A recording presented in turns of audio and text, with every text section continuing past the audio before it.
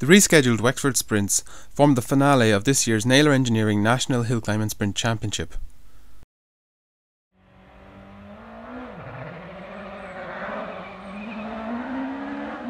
After 6 straight wins in a row since the Limerick Sprints, Joe Courtney needed just one finish in the top 5 from the 2 days in Wexford to make his championship a mathematical certainty. He did this in style with a further 2 wins. We found the new champ in a reflective mood on Sunday morning, considering the season which started so tragically. So Joe, you have the championship wrapped up? Yeah. I had to come down here and finish in the top 5 yesterday, so I won it overall and wrapped up the championship yesterday, so happy enough with that. How many wins is that this year now? That is, well, including today would be 8, I think, yeah. Very good. 8, so yeah, it's been a difficult enough year, but I think we didn't make any sudden decisions, just kept going, moving on with the sport, and now that it's all over for this year, we'd probably have to have a long think about things again and see what sort of direction the sport is going. But yeah, I'm delighted to be here and delighted to have finished and have the car and gone back in the trailer and all back in one piece. The battle for second was a lot closer. Robert Bell went off the road on the practice run on Saturday, damaging the front of his car. So Rory Stevens looked like he could relax after recording the second fastest time on the first run, even when a drive shaft on the Radical broke on run 2.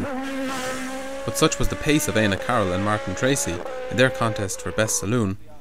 Rory had to get his shaft fixed because by run 3 the Turbo Civic was just 1/100th of a second behind. Did you break something? Yes! In true Hillclimb spirit, help came from all over the paddock to get Rory going again. By run 4 the remarkable Honda was up to second overall. With the SR8 repaired for run 5, and now under pressure, Rory put 3/10ths between himself and Éanna to secure second. 2 even faster runs on Sunday morning finished the job, which was necessary because Robert Bell had returned on Sunday, borrowing Deirdre McKinley's Reynard, which had been up for sale. He went as fast as he dared in the immaculate car, and 4th in the points was good enough for 3rd overall in the championship, and Deirdre's single-seater went safely back on the market. That saloon car contest was electrifying. Éanna Carroll had to finish ahead of Martin Tracy one more time to get his hands on the Simon McKinley Perpetual Trophy for the fastest saloon in this year's championship. Éanna's Civic was boosting higher than ever before, and using all of the road, his best time was less than 4/10ths behind even the Radical. Tracy, who was less familiar with the hill, struggled to get times on the board, but got within a second of Carroll on run 5. But the Civic driver had the points he needed, and allowed his car to cool on Sunday and took up a marshalling post for the day. Martin continued on Sunday and set a time 9/100ths quicker than Éanna's Saturday best to claim 3rd overall. Hopefully we'll see him back next year. Shane Bell is another friend of hill climbing, but wasn't out for the full season this year in his Subaru. He was just behind Martin Tracy's Mitsubishi each day, collecting a 5th and a 4th overall. He showed us around his mean machine. Shane Bell, you've got a big power 4-wheel drive car here, haven't you? I have.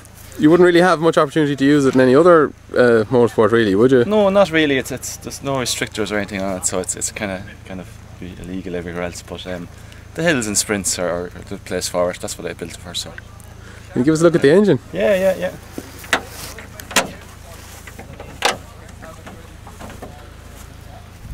And this is something you've put together yourself? Yeah, with the help of engine builders in the UK.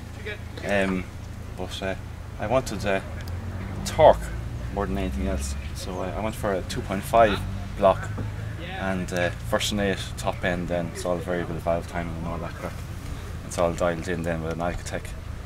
It runs well. Runs about 420 brake and about just under 700 Newton meters torque. So it should go as well. You have anti-lag in this? Yeah, run full anti-lag. Yeah, it's a pig of yoke without the anti-lag, it'll kill you.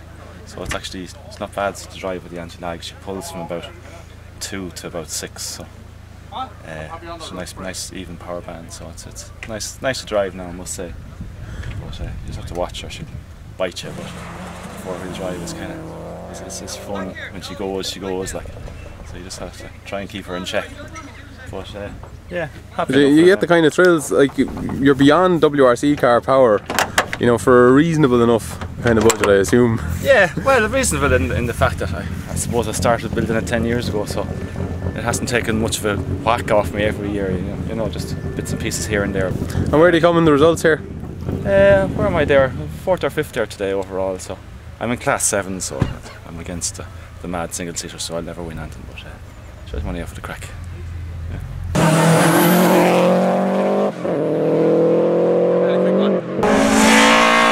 Jim Doherty has a slightly more traditional way of going fast in his naturally aspirated, Vauxhall-engined rear-wheel-drive Starlet.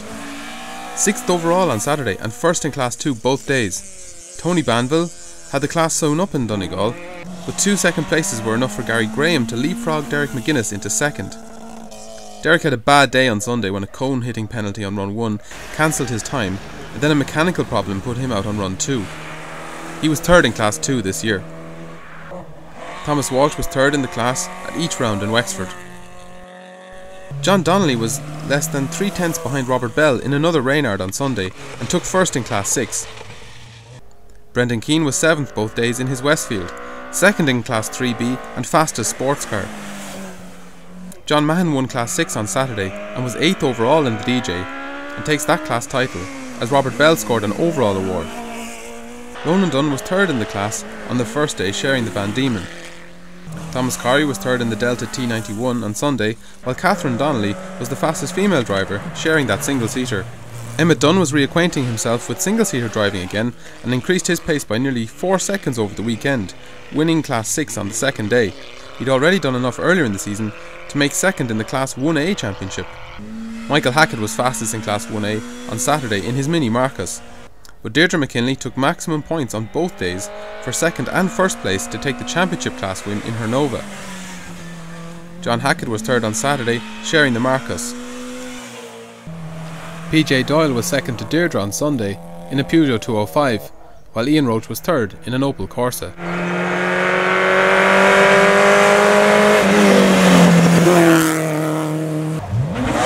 Martin Flanagan was pushing his M3 all weekend, 9th overall on Saturday and taking maximum points in 3B Sunday, which significantly broke a tie-break for him with Mark Carroll for 2nd in the class championship. Local driver Peter Boggin was upholding Mark II Escort honour, winning Class 3A both days to claim the class championship and was 10th overall on Saturday. Tanya Fortune was 2nd in Class 3A on Sunday in her Honda Civic. Richie O'Mahony is a newcomer to hill climbing, bringing fresh ideas to Class 3B with an RT2000. Richie, would you like to tell us about your car? Well, Simon, it's a Dunlop supercar, formerly an RT2000, that they used for racing here in this country for many years, since 2000. It's a space frame built by Sonny Howard over from the UK, and we run a 2-litre Z-Tech engine. A lot of the RTs originally ran either a Scholar or a Merlin engine. We've built our own engine between ourselves, Sean was racing, and Martin Tracy, and we run a 60G sequential gearbox, and the whole back end is basically a Ford Sierra. And as you look at it, it just looks like a chopped up Mondeo. And what class does that fit into then? It fits into Class 3B, but we're hoping to get a few more of them on the hills next year. There's another one bought going out in the hills, and we'll try and set it up like the Chicky Chantles to try and get our own class if we can. But at the moment we're running 3B and we're thereabouts. We're just off the podium, but we're getting there. You had a fine result yesterday. You were just knocking on the door of the top 10. Just finished 11th there, just 0.3 off the top 10 and 4th in class. So we'll try and get one better now and get into the top 10 today. Just put the head down and push it on and see what we can do. And you just started hill climbing this year, did you? Yeah, I started in the Nall. Simon's been on to me for years doing it, and I never got around to doing it. And I just said, right, I'm going to try it. And after doing the first hill climb, I've been rallying there last year and taking this up a hill. It's like a racing car on a rally stage, and I realised this is what I want to do, and I wouldn't go back racing now after this. Yeah, you were straight to Donegal then after. Yeah, straight to Donegal, and that was an experience that I'll never forget. And now I really got the legs down, and we finished 5th in class up there, and we were 0.3 off Martin in the BMW. So it's quick. But we've Avons in the back for now, Hillclimb tyres, and that's made a huge difference. We're getting off the line now and just getting grip. So developer for next year. What sort of weight are they? They were regarded as 964 kg with driver and a half a tank of fuel. That's what the regulations were back in the RT days, but we'll make it lighter over the winter and to make myself lighter a bit. So. And the weight is low down in them. I mean, it's ideally Oh spaced yeah, as a but as you space say, frame. you're sitting on the ground and everything is low down. The engine is low down and as far back as we can go. Would it be rude to ask you the kind of value for these cars? Around €15,000 Yeah. is what we're ideally they're looking at. But in the good days, these cars were over 50 grand to buy. Yeah. So it's serious value for your money if you look at the engine and drivetrain alone is over that money. Yeah, for a saloon-shaped car, that you're getting a very ultimate spec. Yeah, well, it's full space frame, so you're fully enclosed and it's open. You can fit any engine into that engine bay. The measuring tapes have been out to try and even get V8s into them, so it'd be interesting.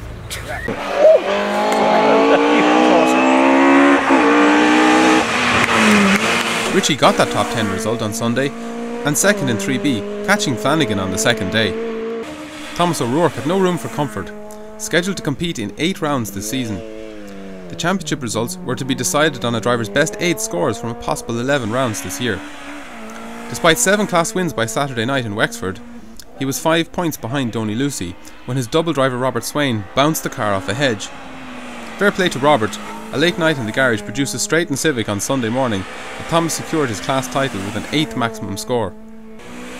Swain was second on both days but changed into the class too late this year for a championship award. Brian Kerwin was third in class 9 on the first day in a G3 Escort. Mick Breen had a spectacular moment on the way to third in the class on the second day.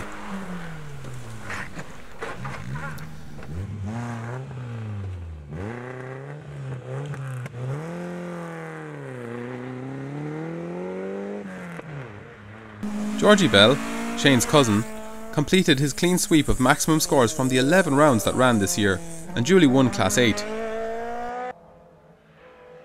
David Byrne and Willie Cecil were swapping positions all season, but despite catching David on Sunday for second in the points, Byrne's second in the Nova on Saturday was enough to give him that championship position. Anthony Redmond was second in the class both days, giving Georgie Bell a close run on Sunday afternoon.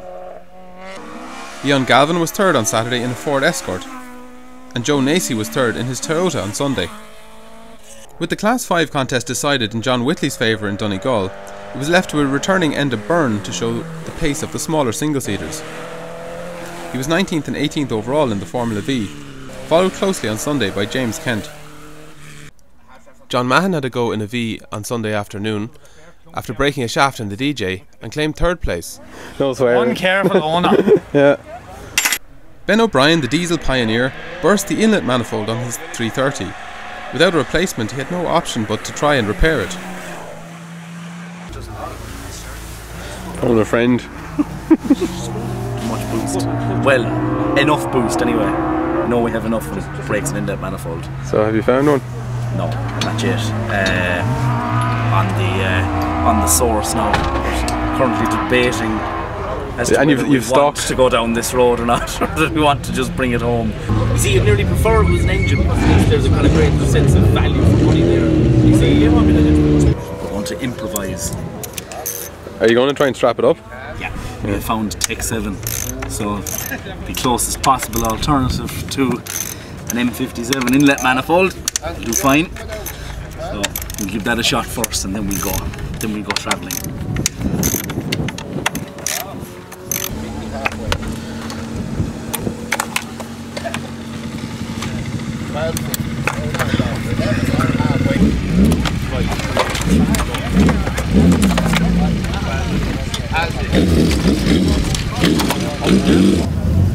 Of course, the one that's seized would be the one we can't get at, like. Very nice. What are these ones now, Benjamin? 11s. Where are they? No. Goodbye. But these here in stores, all the parts went to the storage device here. Factory fit again. See, BMWs, all German cars, fixed with a handful of tools, side of the road. Rubbish. No problem. You don't need them with Hondas. No tools. No, none. Except gearboxes. Won't mind that because the guy needs for all are going straight into the head. 7, huh? Then give it a shot. It's mildew proof for bathrooms, that's handy. Look. Fungus resistant. Here, That's I nice. have. That'll Soil take a while. resistant. That'll take a No, while. not to oil come off. resistant, I have miter bond. What's that? It's like super glue with a hardener. Brilliant. I'll take it. Yeah. Here's vantage point. Yeah. Take 7 won't do here. As he took off the whole broke. Is it clean where it's broken? No. Sure, it's all different angles. Watch this It's cracked down along here as well. Look. Oh yeah. No. That's for the bin anyway. No. Any scrapyards around here? No. The guy I had in mind just got back to me and said he didn't have one. And he said the amount of them was thrown out. Oh. Yeah, like myself, but anyway. How sealed? It has to be very sealed, doesn't it? Yeah, I mean, it's sure. gonna Blow anything out. running about 2 bar boost, like. Right, okay. So That's 32 think psi. tire, like. Do you know? That's a good bit of pressure. Yeah. I admire your faith. Dr. Shane, That's right. introducing. Let me in. Let's try and get this to pop back out. in my van. It's a bit late. Bit late. Might put them on later so I don't dirty the inside of my car. Be no point. Won't be driving it.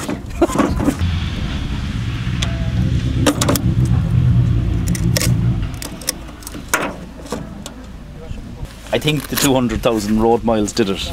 I think that's probably the issue. Wasn't the 2 bar of boost that I decided to put through it afterwards. Plastic fatigue. Yeah. You will get it, yeah. Yeah, she'll pop back in. Yeah, beautiful. All we do is glue them. Absolute shit. Now you have to break it.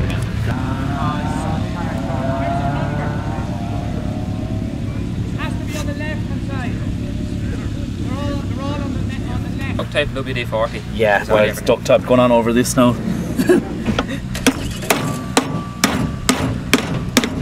If in doubt, hit it with a hammer. I wonder will that fit in the engine bay?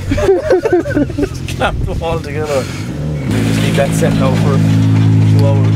I like the way different people have wandered by and helped for a while. It's like a big community project. Yeah.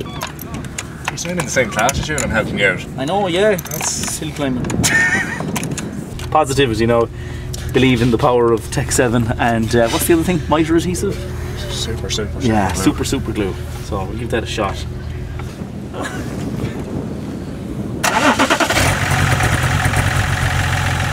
With a bit of help from the paddock, it would continue to work for the whole weekend.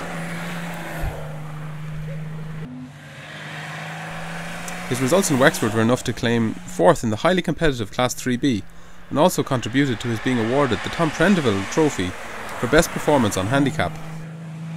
Sean Murray won Class 4 on Handicap both days in his Lotus Elan 2+2, finally getting some events in at the end of the season. Seamus Anderson was fastest on scratch both days in the Ford Anglia and 24th overall each day.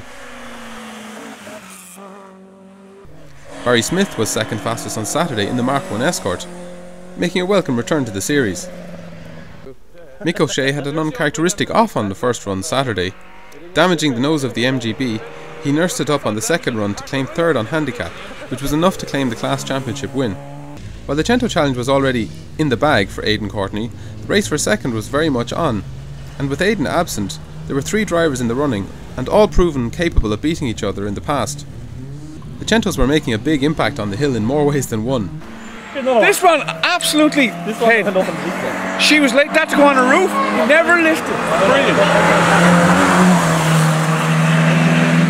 Neil Bradbury had been well up on the hedge on run 1. Gary Egan was setting the pace though up to run 3.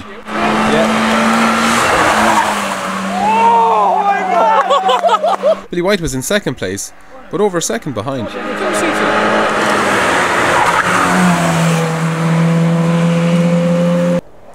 Ivalo Linder was third after run 2, just ahead of a hard-charging Leanne Carroll.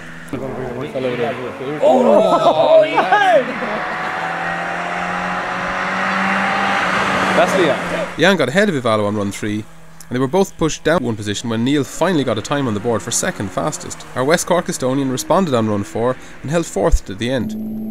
You couldn't fault Billy for effort, now 3rd. It looks like you're on one wheel. Pause it through it. You want to go home, walk away, is it, Mark? Up the road, isn't it? Yeah, just up the road there, yeah, 300 yards. This is where it started to go wrong. Look. Oh, I'm in the edge. Shall I see that? Is that now the accepted line, Billy? That was the fastest line all day I had, yeah. No lift for that. I didn't lift off, no, I was going straight in there. Neil got another cone penalty on run 4, but after a long season the lad still had great enthusiasm for the competition. More runs! More runs! More! You could see why Neil wanted another go. He got it all together on the 5th run to win by 7/10 from Gary. The game was reset on Sunday morning. You've been out for practice already, Gary, have you? Yeah. What's the plan today? Beat this ginger lad over here. He pulled it out of the bag there, didn't he, in the afternoon yesterday? He did, yeah. The road was very slippy yesterday, so we're all kind of easing ourselves into it. Neil had a big moment on the practice run and hit it. Perhaps the key is that he wasn't really using the road. So I think get through the chicane cleanly today and avoid losing the run altogether, so just keep it tidy. Yeah, that was a big factor yesterday, wasn't it? Yeah. Each of us lost a run. Neil lost every run bar the winning run, so yeah, keep it tidy and fast and see how it goes. I see he's starting to swat up over there. Is this the key to it, is it? Certainly helps. Analysis, yeah? Yeah, absolutely. You're going to look back over it there? I'm just going to compare the practice run to my faster run yesterday. And see where I'm going to hit the brakes, etc. So you were having trouble with cones yesterday yourself, were you? Yeah, wound up only getting a timed run on my 3rd run, so I was getting a bit worried. And normally chinks are good for going through chicanes. Yeah, it's very tight chicane this year here, so yeah, tricky enough to get around. I don't think anyone's hit the bottom one, but the top chicane, there's cones flying everywhere. Neil continued to be the man to beat on run 1, and this time Gary fell foul of the cone monitoring marshals.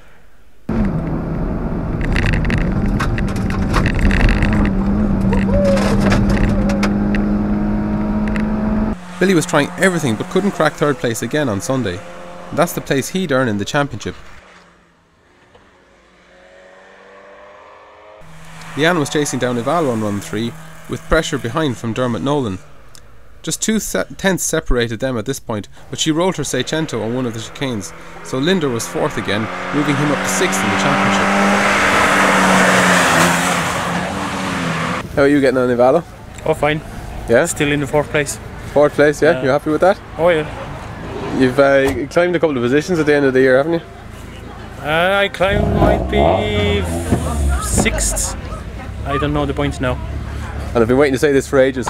And in your own language? I don't remember my own language anymore. Good man, Ivalo.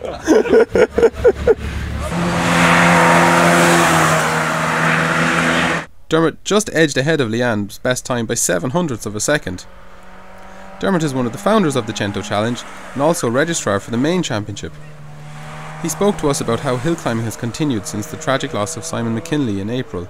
It's been a tough year. Unfortunately, we lost Simon at the start of the year.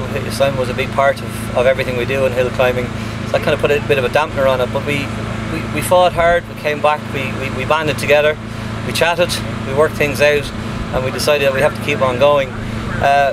We've been great from a registered competitor's perspective because everybody has knuckled down, thought about what we're doing, registered for the championship. We have 64 registered competitors, which I think is about the best for about 6 or 7 years now at this stage. So it's coming together, and we're really looking forward to next year.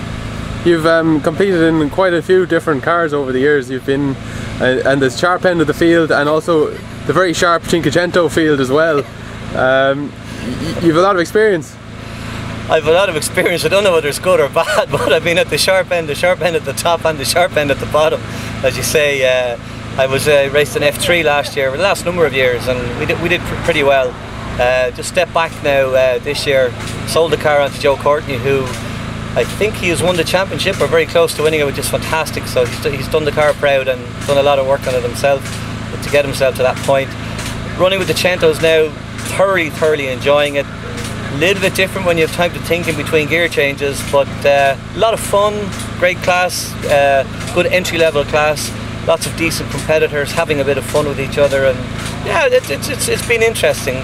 Changing for next year now, going into a thing called an RT, which there's one out in the hill at the moment, so we'll have 2 and maybe 3 if we're lucky, and maybe a few more. So any RT drivers, you're more than welcome to join us. Very good. Yeah, they offer very quick saloon we wouldn't say tin top because they're fiberglass topped action, don't they? Yeah, they're interesting enough for somebody like me that has driven a road car derived competition car, if you like. It's no different to yourself, where you have a road car that you've made into a race car, and then you drive the likes of the F3, which is a pure thoroughbred race car. The RT is a kind of a mixture between the two. It drives very, very like and handles very like the single-seater, but it obviously looks a bit like the saloon car. It's a space frame shell with a Ford 240 brake engine in it and a sequential gearbox, which would be very similar to the Formula 3. So it's exciting times, looking forward to it. Gary Egan was still over half a second ahead on the fourth run on Sunday evening, but Neil did it again on run 5 and claimed his second victory of the season by just 0.05 of a second. Fourth in the class championship, he'd received the very special Colin Bradley Award for his commitment during the season. After the tragedy that befell the sport at the start of the year, perhaps this award can help us to remember why hill climbers do what they do. Colin was a young man with a massive passion for the sport, who overcame huge challenges due to illness to get out and compete, along with his dad John. His life was cut tragically short by that illness, but we owe it to people like him that if we have a passion and an aptitude for something, we should get out there and rejoice in it as much as possible, and help as many others to do so in the process. That's what Simon McKinley was doing in April, and that's what we all should continue to do as long as the passion is there.